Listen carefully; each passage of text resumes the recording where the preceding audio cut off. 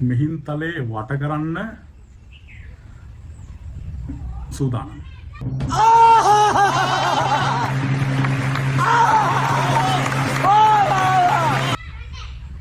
ඒක නායකත්වය මිහින්තලාවේ හඬක් අජිත් ඉදිරිසිංහ අරගෙන දිනනවා. ව්‍යංගෙන්ද මචං කිව්වේ?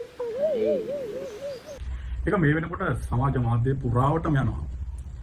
පොසොන් පොයට කලින් මිහින්තලේ වනචාර්යාව එළවමු කියලා. උණුහරපනේ මේ කියන්නේ.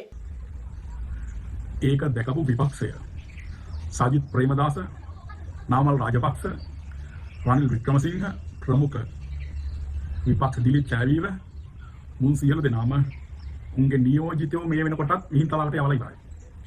මිහින්තලේ පිරෙන්න සෙනගලු නියමයි.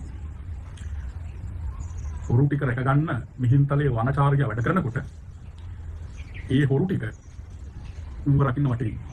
අයියෝ හැමනේනවත්.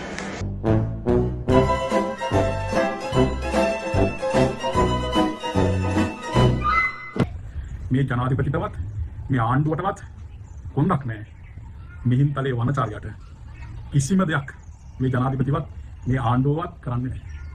එක දවසක් එක පැයක් ඉරියට දාන්නේ. ඒ තරම මේ ජනාධිපති මේ ආණ්ඩුවේ ඌට බයයි. මිහින්තලේ වනචාර්යයන් ගෙවිලානේ කවුද?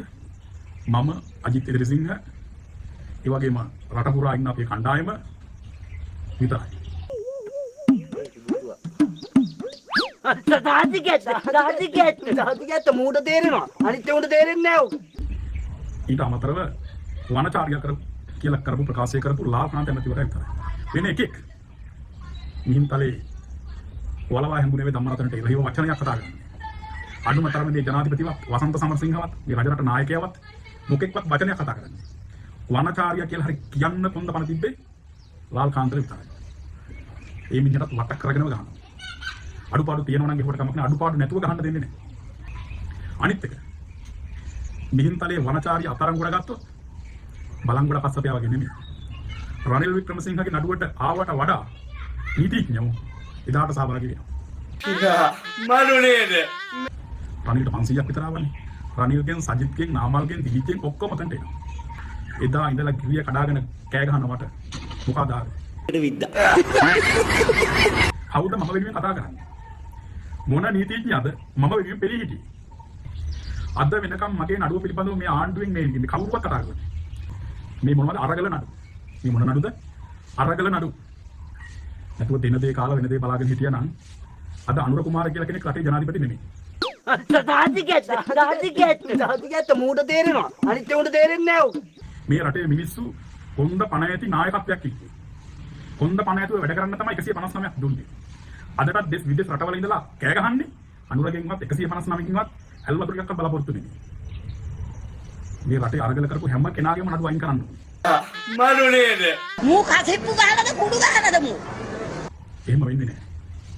අපි තවමත් අතින් සල්ලි ගෙවාගෙන නඩුවට යනවා. ඕකේ. අපි වෙනුවෙන් පිළිහිටින්න මොකෙක්වත් නැහැ. හැබැයි විපක්ෂයේ හොරු ටික නීතිඥවරුන්ගේ 500 1000 2000 3000 සියල්ල සූදානම්. ජංගි සුදාල එක දවසක්වත් ඉරේ ගියේ නැහනේ. උන් ඒ පැත්තත් අල්ලගෙන, ජනාධිපතිත් අල්ලගෙන, සජිත්වත් අල්ලගෙන, රනිල්වත් අල්ලගෙන, නාමල්වත් අල්ලගෙන, ලස්සනට ගේම් එක ගහගෙන, හොඳට හම්බ කරගෙන, හොඳ පවර් එක තියාගෙන, රජයෙන් ආරක්ෂාවත් අරගෙන හොඳට ඉන්නවා. අපිට YouTube උත් නැහැ. ඒකත් අරන් ගියා. පන්සලට පැනලා තිරසං විදිහට පන්සලේ බඩු ටිකත් අරන් ගියා.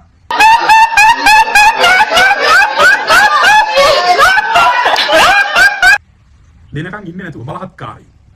ඒ අරන් ගිහිල්ලා මගේ YouTube ටික විනාශ කළා විතරක් නෙමෙයි ඌ ඉරාජය ළඟට ගිහිල්ලා ප්‍රෝග්‍රෑම් උත් කරා. මොකද්ද මේ රටේ නීතිය? මොකද්ද ආනන්ද විජේපාල තමුසේගේ තත්ත්වය? මොකද්ද පොලිස් පරිකම්මගේ තත්ත්වය? මොකද්ද වටකල තමුසේලාගේ තත්ත්වය? තමුසේලා මොකටද ඔය වගේ ඇමතිකම් තරන්නේ? සංශෝධන වලින් මුන් යවන්න ඕනේ. දැන් සතුටුද කියලා තමයි අහන්න වෙන්නේ.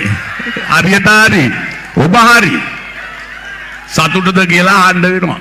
අරගල කරපු අපි අතට දාපල්ලා. අර තාජුදීල්ලා මරාපු, එක්නෙලිකොටලා මලාපු, අසන්ත වික්‍රමතුංගලා මරාපු, පදිවේගී මාර්ග අරව මෙවුවා ගහපු උන්ට අතක්වත් යන්නේ. අරගල කරපු 12ක් ඇතුලේ හරි. උන්ට ජනාධිපති සමාව දෙන්න ඕනේ. අරගල කරේ නිකන් නෙමෙයි මිනිස්සුන්ට කණ්ඩ නැතුව බොණ්ඩ නැතුව තෙල් ටික නැතුව ආසාවකට නෙමෙයිනේ. ඒ ගියේ එකක් නිකන් ගියා නෙමෙයිනේ. මහින්ද රාජපක්ෂගේ ගෙදර ගියේ නිකන් නෙමෙයිනේ. ඇවිල්ලත් මේ අර එතන හිටපු තරුණයෙකුට වෙඩි තියලා මරලා දැම්මේ නැත්තම් අතුපොරකට වෙඩි තියන්නෙත් නැහැ නේ. හරි.